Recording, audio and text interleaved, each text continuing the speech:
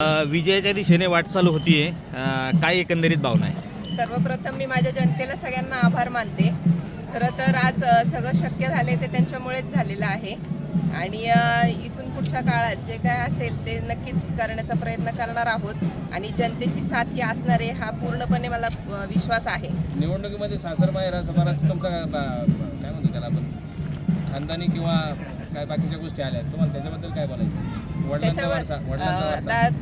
तो जर लहानपणापासूनच मला तो वारसा लाभलेला आहे.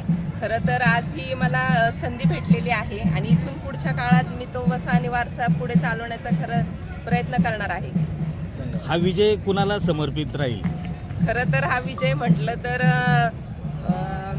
भोसरीचे आमदार विलास विठोबा लांडे माझे वडील आणि माझे पती सुधीर भाऊ मुंगसे आणि खरं तर माझा हा सगळा कुरुळी आळंदीचा जो गट आहे त्या सर्वांना समर्पित करते मी. तुमचे वडील वेगळ्या पक्षात आणि तुम्ही वेगळ्या पक्षात, इथून पुढचं राजकारण कसं मॅनेज करणार आहे ते तेव्हा बघू आम्ही. आता सध्या तरी हे महत्त्वाचं आहे. जनतेचा सगळा सपोर्ट आहे आम्हाला.